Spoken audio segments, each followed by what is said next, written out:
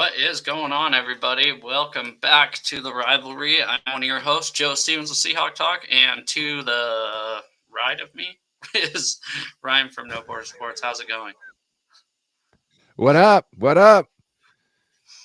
But yeah, a lot of stuff to get through today. A lot of stuff with both of our teams. Kind of Yeah. pissed about the outcome for your team. Did not like the outcome, but you found a way to get it done. Just tell me you're gonna go for the Chiefs in the Super Bowl, please. I can't yet. No, Go Niners. you need Go Niners. no, Joe. Yeah, You I'm don't rooting for 'em. understand how Yeah. good we've been when you go against us. Joe, we I need rooted this for. against the Ravens. Don't worry, I rooted against you against the Ravens too. I rooted against you against the Browns. You guys are good. I You know, guys are good. but like all year, and we've had such a great string of. We've only had a couple of oopsies, so I'd rather you just stay consistent. Yeah, I'm gonna hop on. You know what? Just if it feels like it gives you bad luck, I'm gonna be rooting for the 49ers in the Super Bowl. No rooting for us. Yeah, speaking of which, Seahawks got a new head coach today. Actually, I mean, Yes. realistically, one of the only people to actually shut down the 49ers. So as a Seahawks fan, that's a pretty good feeling. I realize you guys weren't on your A game that day. I'm not saying that being dickish at all, but Well, not just that, but no, you also don't have their lineup yet. You know what I'm saying? You don't have that same amount of talent that they got flowing through over there, but you definitely got a squad. yeah, that's one thing Like I their was. Go ahead. that Baltimore defensive line is tough, and it got a lot of production this year. So you know what I mean? And I think that's something you're going to get, because I think it's the last thing you got on your defense, other than you're going to need linebacker here pretty soon, because Bobby Wags can't hold up forever. Yeah, Anybody for sure. could, it'd probably be him. I'm one of those people. I don't know. I've talked to you about this. We're getting fresh blood into this franchise. Some of those, as much as I would love to see Bobby retire a Seahawk, if he doesn't retire a Seahawk, oh well. If Lockett doesn't retire a Seahawk, oh well. This is kind of a new era, right? So let's kind of embrace that, and let's bring in, if something's not working, get him out of here. But that's one thing I kind of looked at, and the Ravens did kind of. I said it earlier in the year. I think the Seahawks defense had more talent, maybe not up front. I think the Seahawks defensive unit as a whole, individually, they have more talent. Not the defensive line necessarily, but the Ravens were kind of doing it with a bunch of nobodies. So he can scheme it up pretty good, and that's what he's trying to do here, I believe. And hopefully this is the right decision. So. So why he was able to do some of that stuff with what you would say nobodies, I think, is because of the fact he had a defensive line up front. It did a lot of heavy lifting. They do have one of the best safeties in the league right now. No, that's what I meant. No big names in the defensive line. So that's one thing that's Calais positive. Campbell, right? Is he still there? I don't think so. I could be wrong. They had Clowney, yes. I swear they had Campbell too. I think that was a while ago. I could be wrong. It might have been last year. I don't know. I swear he was still up there, because I swear he's still humming. Yeah, I think he's playing. He won't. Oh, he was with the Falcons this year. But yeah, he was with the Ravens. Oh, that might have been it. Yeah. Yeah, no, they did a good job. Get that done. They were troublesome for us. I think their scheme was better than their players, if that makes any sense. I think their defensive scheme. Okay. Yeah. I think their defensive scheme kind of fuddled Purdy enough to where he couldn't do Purdy things. Mhm. And Well, and yeah, I think it obviously wasn't just them that he did too. They did it against the Lions. They did it against the Seahawks. They did it against a lot of teams that, but there's a reason they were the number one seed in the AFC, and it wasn't just Lamar Jackson. That defense was lights out all year. They were the number one defense in football. So hopefully he can bring that here. That's what we're looking for. Next steps is obviously going to be the coordinators. Who's he going to bring along with him? I've heard Eric Bieniemy yeah. be for offensive coordinator here. I haven't heard anything as far as defense and special teams go. Quarterback coach. We basically are. It's going to be a new staff, so it's going to be different. It's Yeah. going to be a lot different. What kind of offense are you looking to get? Is there any offensive schemes that are you looking for like a offset of the Shanahan? Are you looking for, somebody else's? You're looking for more like an air raid. You've got 3 talented wide receivers at the moment. So this is how I think of it. You just need a Honestly, quarterback for that. this is how I think of it. I think this guy's a defensive-minded coach. He's going to want to pound the ball. The Ravens like to pound the ball. Yeah. He is a Jim Harbaugh guy before he was a John Harbaugh guy. Or sorry, he went John, Jim, John. So he went from Baltimore, Michigan, Baltimore, Seattle. So he's a Harbaugh guy. So he's going to want to pound the rock, right, and play good defense. And that's kind of what we're going for. Obviously, I think you have to utilize your best players. So I'd like to see somebody that targets DK 15 times a game. Get your best athlete the ball. That's kind of what you guys could do with Debo, I believe.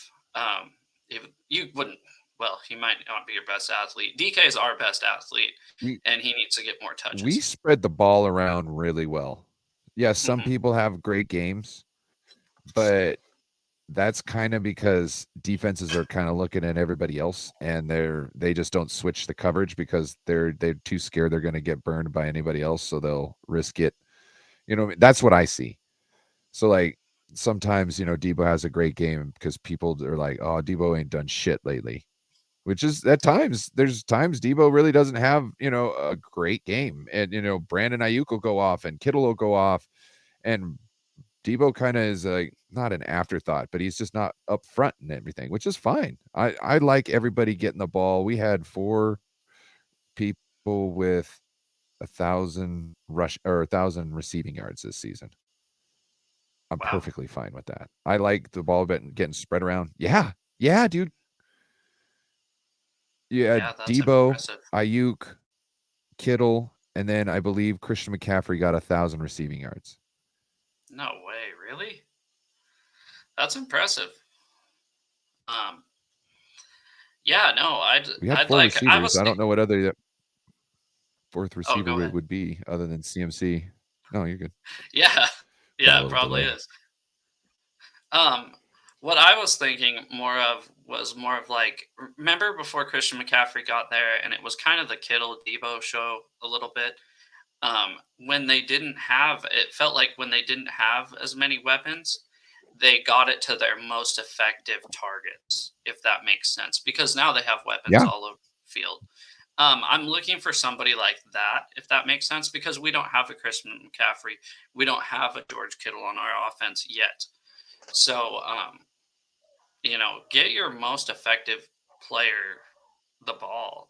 And I think that's part of the reason, going back to you guys on Sunday, the second half, how many times did Amon-Ra St. Brown really touch the ball? I mean, you guys shut him down. So that shut down the Lions pretty damn good. And mistakes by the Lions. I mean, geez. Yeah, I don't think they could have played a better first half against you guys.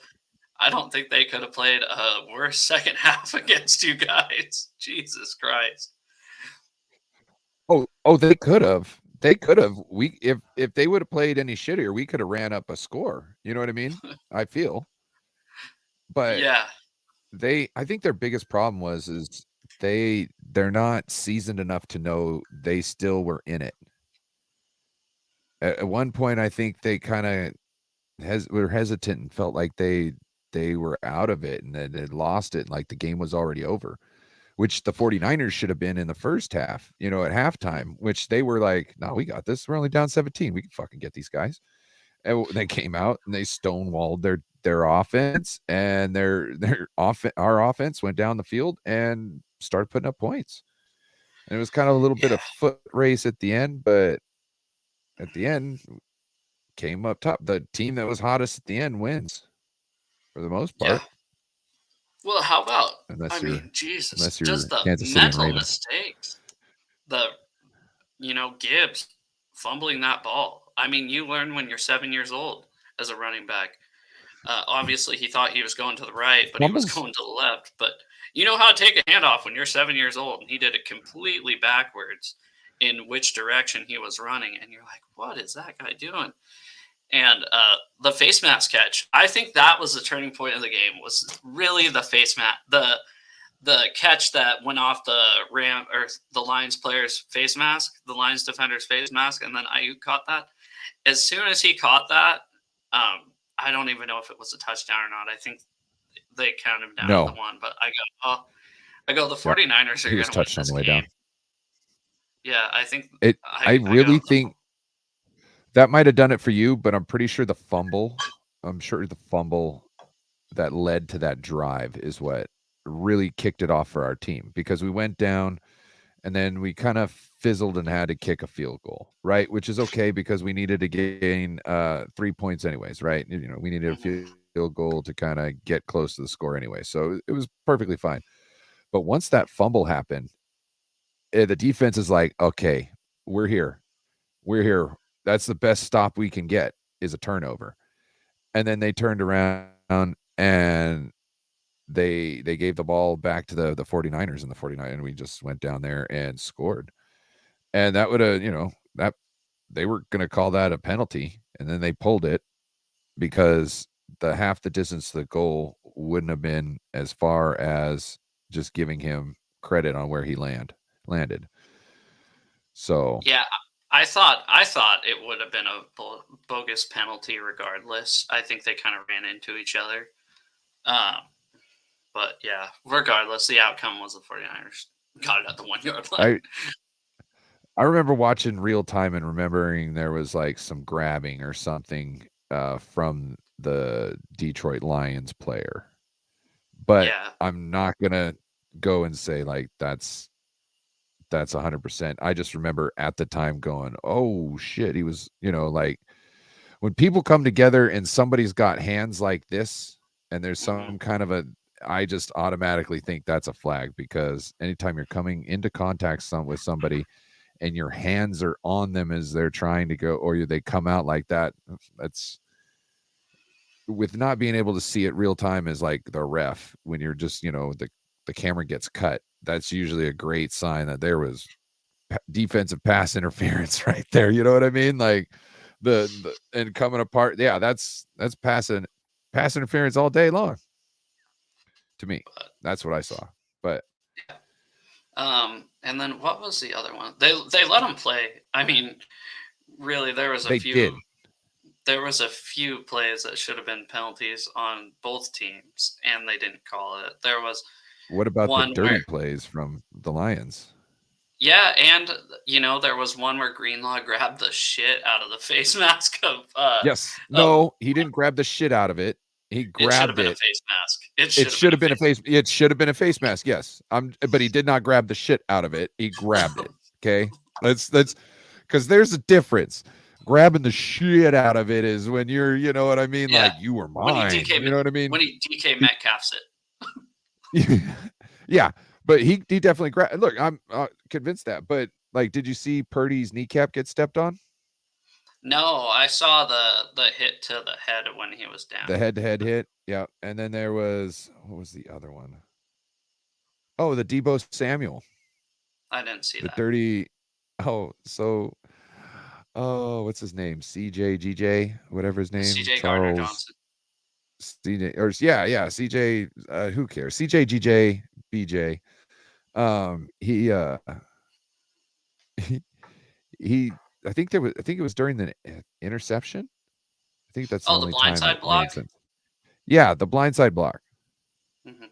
into Yeah, I saw. Debo's injured shoulder, supposed injured shoulder. You know what I'm saying? Not saying that he was faking it. I'm just saying, like, I don't know how injured it was at the time of the game, because obviously he was cleared. What, I don't know. You know what I mean? I don't know how injured it was, but he picked the right side and he did that cheap ass shit. And I thought, oh my God, buddy.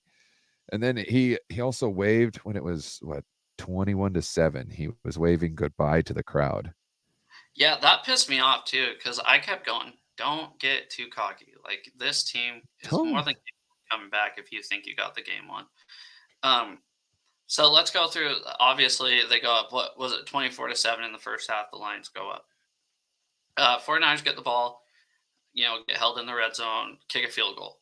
Or I guess not the red zone. It was at the 25. The Lions get the ball back, drive down into field goal range, have a chance to fucking just, make it a wash. They score 3, we score 3. And they decide to go for it, and that fucker drops the ball. I was like, Jesus. You guys go down, score a touchdown. Lions get the ball back. Gibbs fumbles. It's even. It seemed like no time from 24 to 24-24. I was like, Jesus, dude. And once Gibbs fumbled, there's still time left in the third quarter. There's still time left in the third quarter. You're like, oh shit. I was just thinking the same. Yeah, I was thinking that. I was looking and I was going, but I want to know. I meant to ask you and John Jay. You can say in the chat too. What's up, John Jay? Sorry. You can say in the chat too. What were you guys feeling going into halftime? I'm sure it wasn't great, obviously. So, like, were you guys confident at all that the 49ers were going to come back and win? Or I was kind of curious. I was confident. I personally was confident that we had a team who could do it. Whether we were going to or not, I kind of, to say that I wasn't leaning towards no would be a lie, but to say that I thought it was a lie also. You know what I mean? Like, I knew how much time was left in the game. I knew how many points needed to be scored. And truthfully, a whole half a game to stonewall an offense and to score 17 something points, you know what I mean? 20 something points. That's perfectly doable. Yeah. So I wasn't 100%. If any team is going to do it, it's going to be us. Mm-hmm. The way I see it is the week before was like wading into the baby pool. You don't know how to swim and whatnot.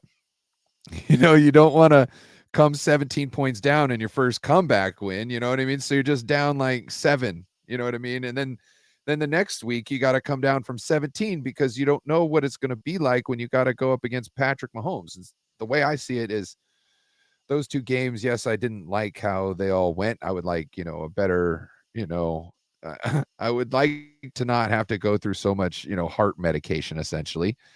But win's a win.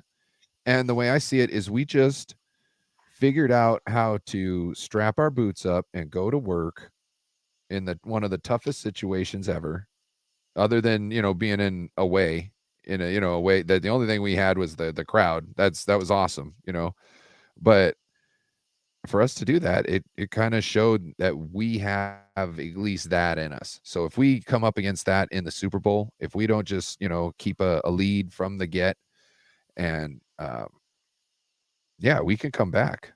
Will we? That's up to the guys out on the field, but we can. Yeah, that was it seemed like a Seahawks game almost. It really did. It seemed like an old school Seahawks game where the Seahawks would get down and you'd be going, what in the hell is going on? And then, the second half they come out, they were truly a second half team. And that's what I think great teams are.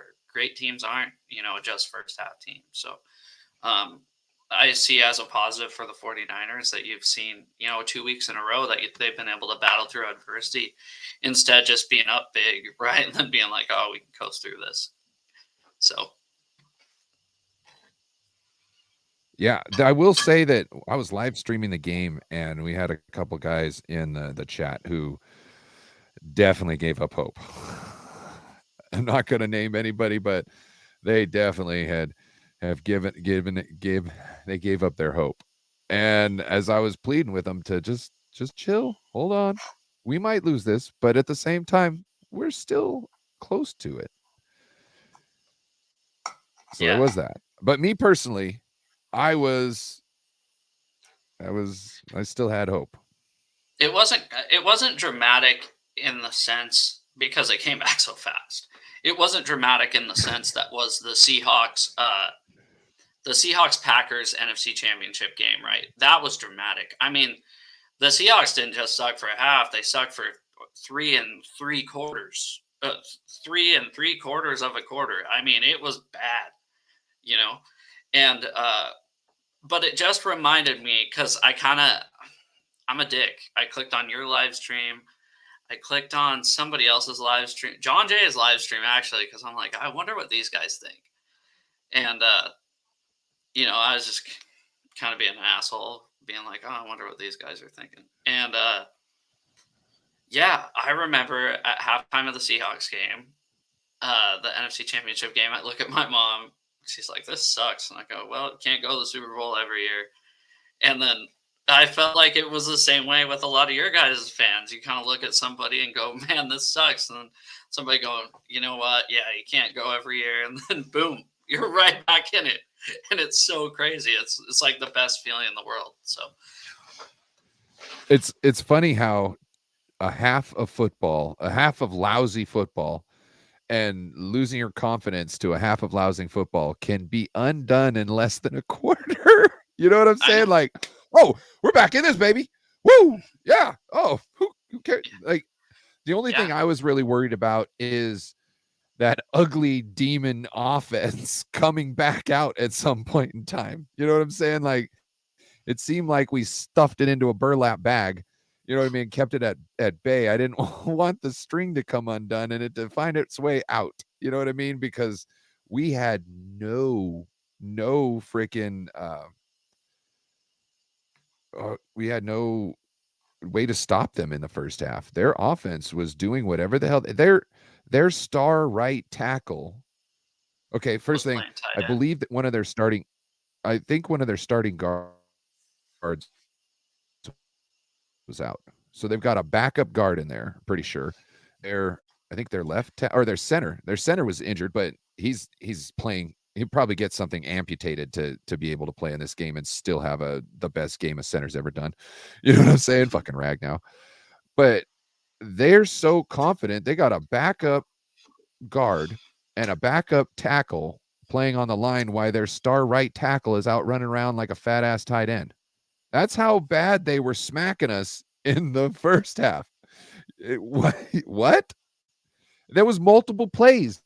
They did like half of a drive where he was in that position. They gave no fucks about our defense. They're like, we got these motherfuckers. It was, that was kind of. Well, there was one play on third down where he was out and ran a route, and they completed it to another receiver. And they go, oh, Penei Sewell thought he was going to get a big first down on that play, running that out route. You're like, oh my God, dude. They were doing whatever they wanted. Yeah, they were running it down your throat, which was what they wanted to do. And then another thing in the second half, it's like they just kind of, I'm not going to say you guys didn't stop it because you guys did start to stop the run game, obviously. But I feel like Detroit went away from it way too fast. Like they were one of those, like, oh shit, it didn't work. Yeah, we're just gonna air it out now. It's like, fuck, dude, that's how you guys got here. Right. Well, it's like we'll do this sometimes too. Well, it'll be close to the end of the game, and they'll start to come back on us. And Kyle's like, "Oh, I got to throw the ball because we got to get down there and score." And it's like, no, Kyle, you need to run the ball until we go down there and score because it's going to drain a whole bunch of time off the clock. You're not going to have the team being able to score while you got the ball, right? So you're keeping them off the field. You're getting your defense fresh, and when they come back, they have even less time to score their points, and you know what they're going to do because they're not going to be running the ball because you spent all the time running the ball. Well, and that Detroit game plan offensively honestly reminded me of a bad Kyle Shanahan game. Of a bad Kyle Shanahan like game. It's like a exactly yeah. like a cave at the end. That's what it totally reminded me of, and I wanted to bring that up without everybody getting pissed at me. But it's honestly when I when I thought about it at the end of the game, I was like, Bigley didn't run the ball because it didn't work the first couple times. It kind of reminded me of like a Jimmy G Kyle Shanahan game. It totally did. No, So I'm glad you said something, because that I wouldn't say that was a totally 100% it, but it's definitely close. You know what I mean? Like it's close enough where yes, you're okay for drawing that, and you shouldn't be upset. You shouldn't worry about other people's feelings when you're giving your opinion, and it's founded in something somewhat that people can understand, not just pulling it out your ass, bro. You know what I mean? just wanted to say, sup to everybody in the chat. We got David McNew, John J, Seahawks Eddie. Seahawks Eddie texted me today as soon as the coach thing happened. And we actually didn't even talk about that. He just said, "What's up?" And then I said, "What's up?" back. What up, Seahawks Eddie? Got Sijin in the house too. So how's everybody doing tonight? How Seahawks fans? What up, Sijin? How do you feel about Mike Macdonald? Because that's everybody seems stoked about it, so I'm happy about that. But yeah, I wonder what kind of a coach he is. Me too. He's never been a head coach. Yeah, you know what I mean? Like I'm curious to see. I know our players really like Kyle because he's very approachable, I guess. You know, so I was watching the clip, Raheem Mostert, right? Mm-hmm. Okay, so Raheem Mostert was just, one of the depth squad guys, and he's always walking around smiling on the face, and Kyle's like, "Hey, is everything good?" And he's like, "No, I wish I could get more reps, dude. Like, I don't get any reps." He's like, "Oh, I thought you were cool with what you got. My bad. I'll get you more reps." And that's what gave Raheem Mostert not only his shot, but it gave him his chance, because then he could make mistakes and learn from them and be able to get better. And now you see him running all over the league. We can't even run that offense really anymore because he's gone to Miami, and he's the only one who can get to the edge. He's literally the only person in the league can get to the edge like that, and it's nasty. So yeah. No, I hope. I'm assuming, obviously he's the youngest head coach in the NFL, which is bizarre. I tweeted out a thing as soon as it happened. So we went from the oldest head coach in the NFL in 3 weeks to the youngest head coach in the NFL. So if he's good, that makes me happy because, a guy like Tomlin, who can be there for a very long time, never really had a super young head coach. We had Mike Holmgren, Jim Mora for a year. He was pretty young. Chuck Knox was pretty old by the time he came here. Tom Flores was old. I don't really know how old Dennis Erickson was, but that didn't really work out. So yeah, we've never really had a young coach. So let's see how it goes. Jason Peters is older than him. He played on the team last year, so that's bizarre. I heard something else too. People were talking about. I heard Tom Brady, I think, talking about the Patriot way, and he was like, "Look, the Patriot way is just everybody do your job." You know what I mean? And I guess one of the things that kind of led to that is, I heard Edelman talk about this. He's like, "Well, we watch tape together." And I know the 49ers do this too. They review the game all together, right? And they go over it. And Bill Belichick is calling out Brady, like, "You fucked up here. You fucked up here." In other programs, I guess that doesn't happen. I guess you don't talk shit about what the star player did. You just talk shit about what all the other players did, and that's the only people you put on blast. And I guess one of the best things was to talk shit about all your star players, because all the other guys are like, "Shit, if he's going to get MF'd, he's like, which is how they said it. If he's going to get MF'd, well, I got to be on my best behavior because I'm not trying to get, I ain't no Tom Brady. You know what I mean? Like if he can get MF'd, then I could definitely get an MF'er. Yeah, and I love watching, before getting off subject, I love watching Edelman's podcast. He's got to chew in the whole time, just like me. Yes. You know, I feel like he took that from me. Okay, I was doing this before him, maybe. Not sure. Feel like he kind of saw me and was like, "Oh no, I'm kidding." But I love Edelman's podcast. It's fucking. I could put in a bigger dip than that. I could put in a bigger dip than Joe. Yeah, exactly. I'll even better record it and talk to my buddies. But yeah, that was a bringing that up. That was an old complaint with Pete. That's kind of what made the Legion of Boom fall apart. Is one day, Sherman picked off Russell in practice, and they were always talking shit during practice. This was in 2015. So this, I guess, was the year after we lost the Super Bowl to the New England Patriots. And he had a meeting with only the defense after practice and said, listen, we can't be talking to the quarterback like that, blah, blah, blah, blah, blah. And they're like, are you fucking kidding me? This is how we practice. This is how we've always practiced. So now you're going to start putting Fred Warner be starting World War III in training camp. And the reason why he does it is he's getting the offense tuned up. He's getting them pissed. He's getting them ready to fight. He's getting them all feisty. He's getting them ready for the season. Yeah. Like, hey, I'm sorry. You don't want to hear the trash talk? Well, do better, because you can't talk shit about somebody who's doing great at their fucking job. Everybody else is going to look at you and laugh like, oh, you're going to talk shit about him who's doing 10 times more work than you're fucking doing? Like, you ain't doing shit. Yeah. Well, I got no place for that. I think this guy's going to be a lot more of a hard ass, obviously, than Pete. I think you don't necessarily need to be a hard ass. You just need to be fair. Just treat everybody the same. You're there as a coach. What does a coach do? It teaches guys to be, or teaches athletes to be better, right? Everybody on that team is a freaking athlete, down to the kicker and punter. Mm-hmm. So long snapper even yeah. So why is anybody like free from being coached, just like everybody else? It's not okay. Well, I feel like winning cultures are. Well, I feel like for a long time. I feel like for a long time, that's what Pete was the best at. Is it wasn't treating everybody the same, but it was treating people in a way to get the best out of that individual person. And that's why you have 5th and 6th round draft picks becoming all pros on your team.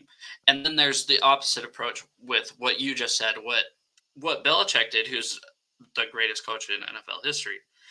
And he treated everybody exactly the same. So I think there's more than one way to be successful. But I don't, when I mean treat everybody the same, I mean hold everybody accountable.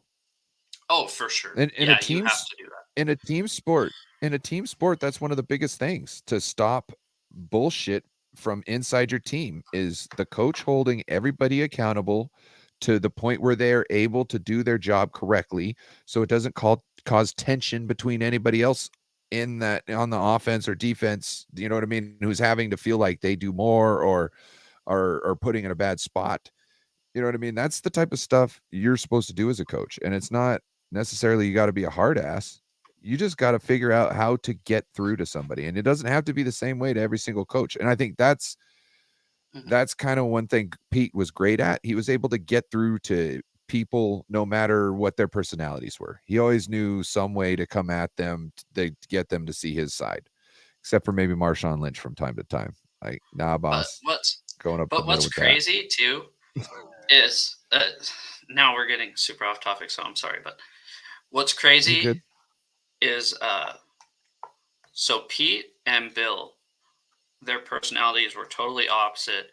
Belichick, everybody needs to fall in line. Pete, be the best version of, be yourself and that'll create a champion, right? So then you have certain guys with character issues that go to both teams and they both work. So I'm not saying that once. I mean, Marshawn, people were done with Marshawn with his history. They were done. And then there's guys like Randy Who was Moss, done with Marshawn? the Bills, the NFL. A lot of people were done with Marshawn Lynch. He just gotten a little bit of shit up there. He was a young kid. Yeah, but what I'm saying is, he was able to turn that around. And then there's people like Randy Moss for the Patriots. When he played for the Raiders for 2 years, he wasn't shit, and he was nothing but an off-the-field problem. He goes to the Patriots and is an all-pro. I remember that. So Randy wants to say he was the best receiver ever, right? And granted, he could have been if he actually tried all the time, I swear.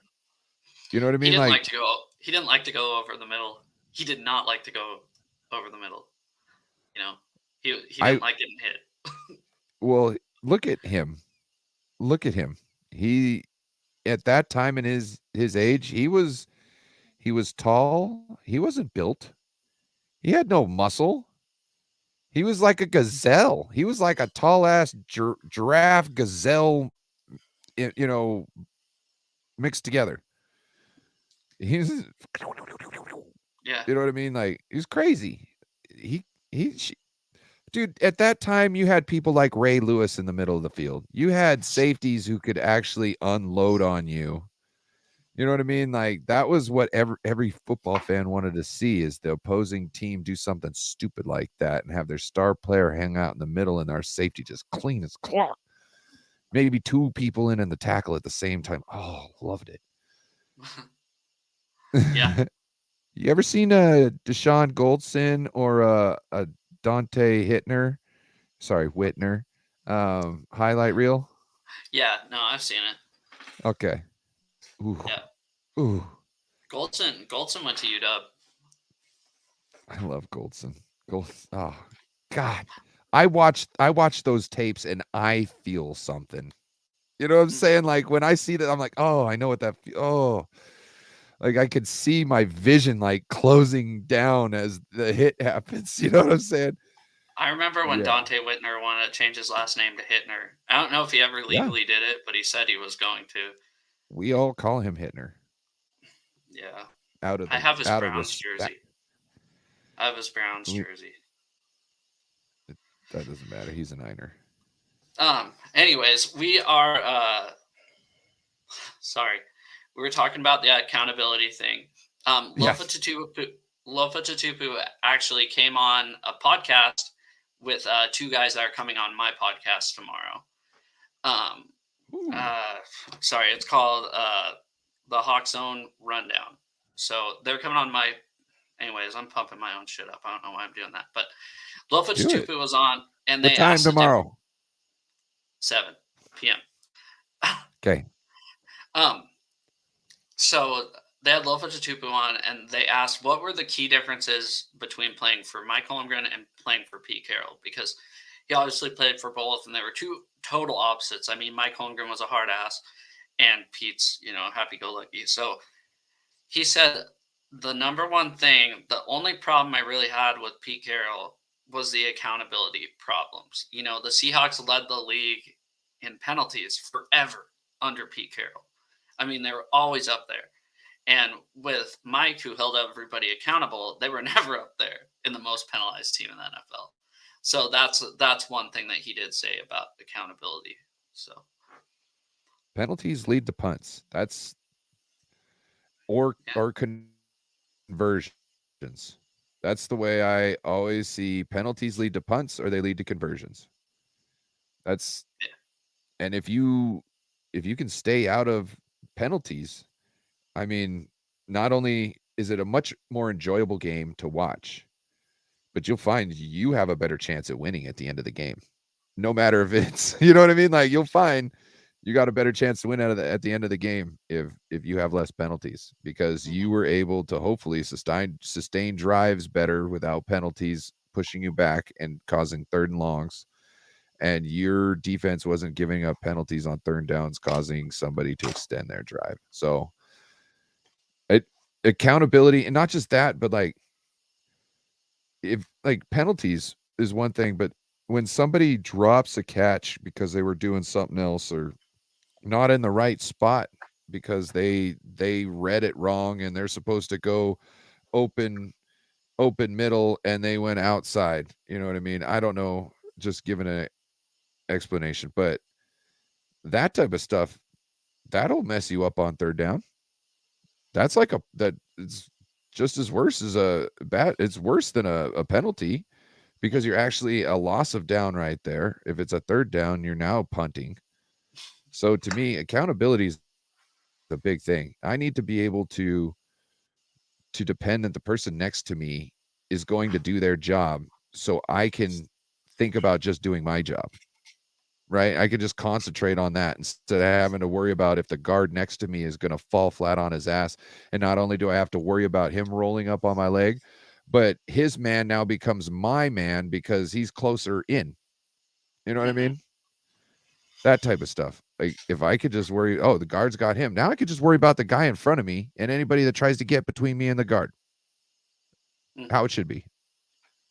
Yeah, for sure.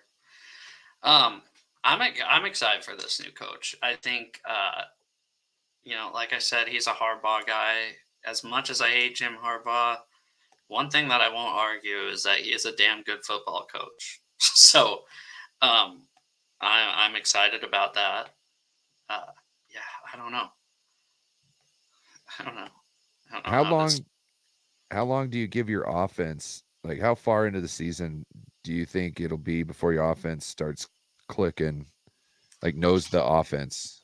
You know what I mean? Because that's the defense is always kind of, man, in training camp, defenses come in better than the offenses because defensive schemes are all the same thing. They've been doing different versions of the certain plays all the way since high school and certain ones since college.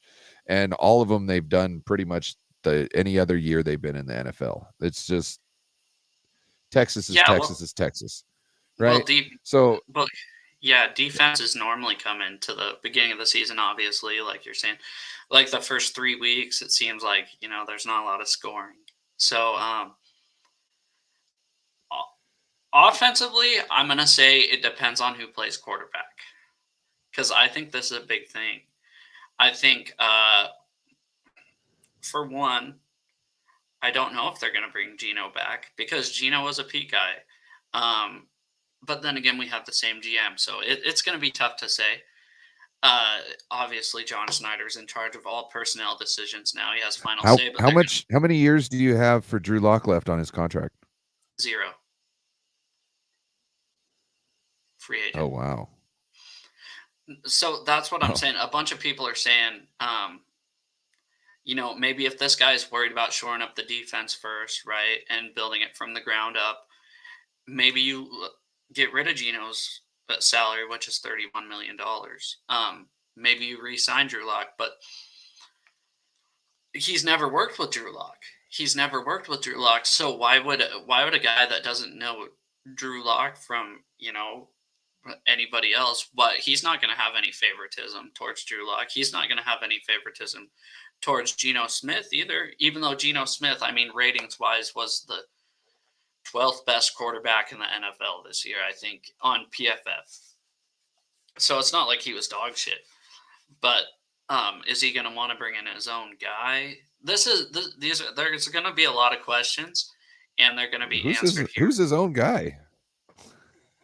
No, I mean, like, J.J. McCarthy could be his own guy from Michigan. The quarterback from Michigan could be his own guy. Gotcha. But I think it makes sense now to go with Geno Smith for at least a year, especially the fact that they didn't bring in an offensive coordinator. So I don't think he's looking at, okay, this is the guy I need to run my offense, right? Comparatively to a guy like Ben Johnson for Detroit, would he go, this is the quarterback I need to run my offense, and it's not Geno Smith? So we'll see. A lot of questions are going to be answered. I think a few weeks after the Super Bowl, probably about 3 weeks after the Super Bowl, I feel like more stuff will start leaking out on what they're trying to do, what their intentions are. So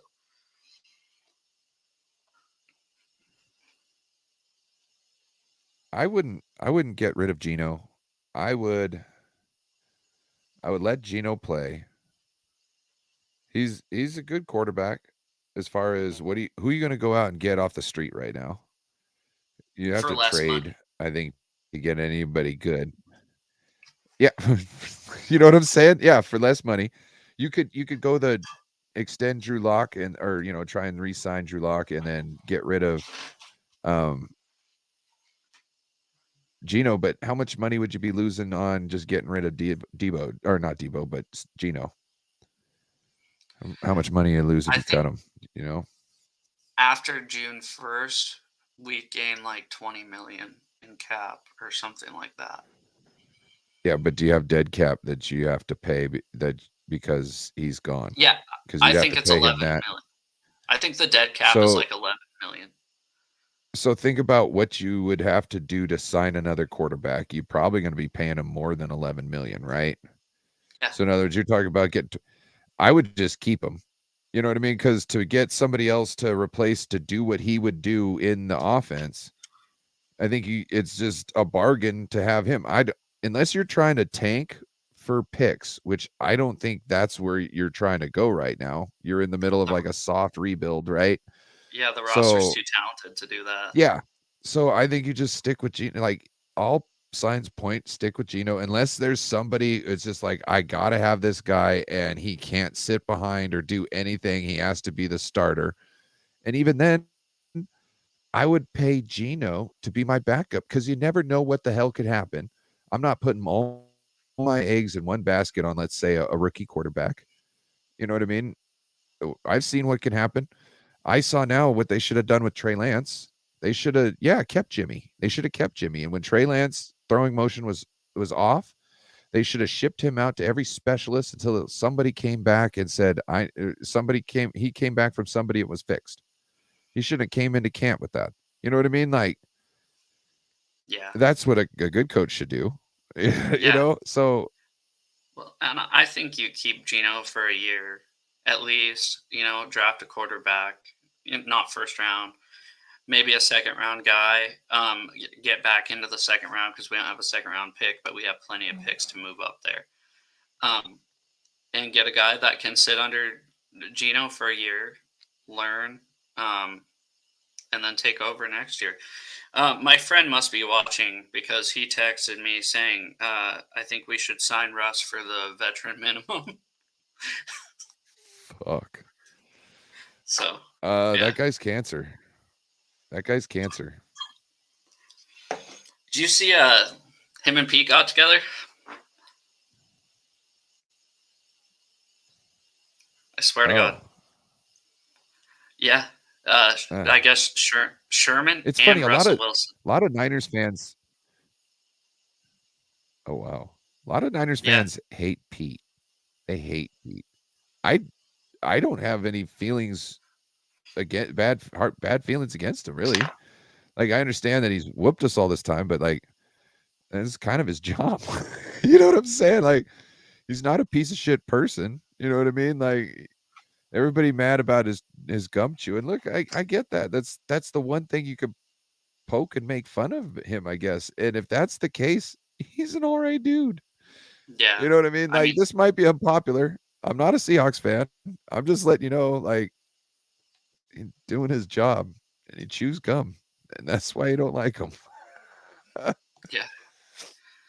Maybe they hate him. Maybe it's because he's on a kale diet for like the past 10 years. I don't know. I liked Sherman when he played for you guys. When he'd make plays, I'd be like, man, talk your. I didn't like his talking as much, but I loved his play on the field. And when he talked, I was like, well, I'm not for all that talk, but you play so well, I'll let it happen. You know what I mean? Like, Yeah. I don't know. I can't think of a lot of 49ers I like. I'm too spiteful. I hate most of them. I see red and I get pissed off. I loved watching Marshawn. Marshawn was fun to watch, man. I mean, that's my style of football. Smack people in the face. Let's go. You know what I mean? Like that is like I don't want to be, flashy in this. I want to hurt somebody every time out. You know what I mean? One of my favorite Marshawn moments, honestly, is when him and Goldson would go at it after the play. I mean, they fucking hated each other. Goldson and Marshawn did. That was awesome. You know why? No. They're both tough sons of bitches. Oh, thought you were gonna tell me some breaking news that something happened. No. What do you think? You hate that guy who's always the one who's hitting you and knocking you off when you're out here running over everybody else. You know what I mean? Like, that's the guy you hate. Yeah. Because he serves you up half the time. You know what I mean? Yeah. Yeah. Yeah. Anything you want to get talk about before we get off of here?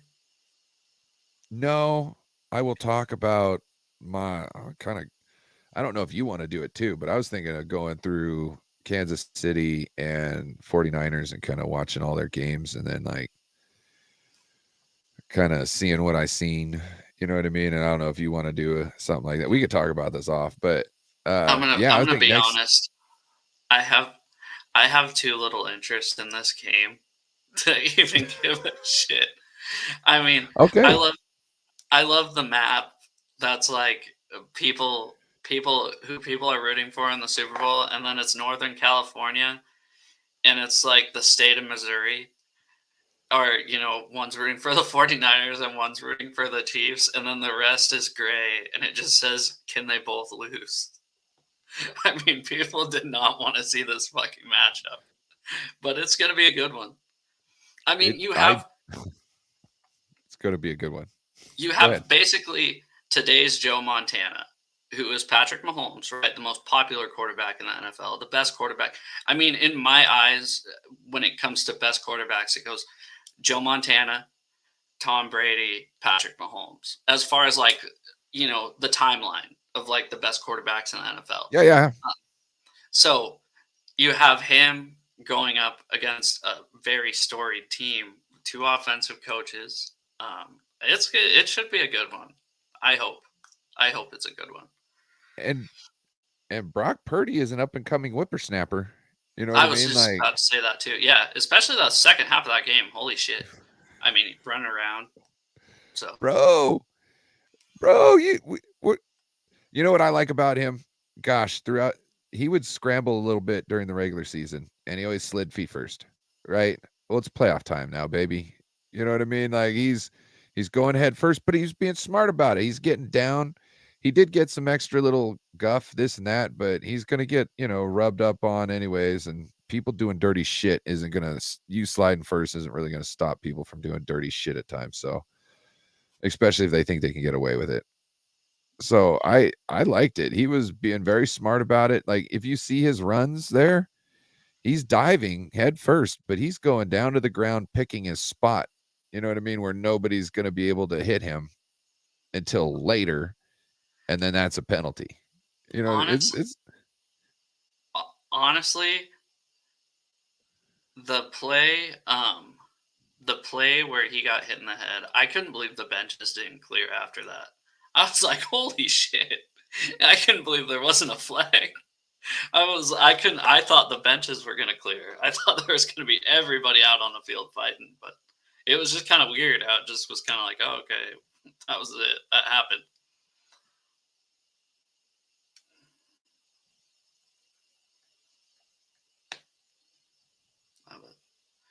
Anyways, you ready to get out of here?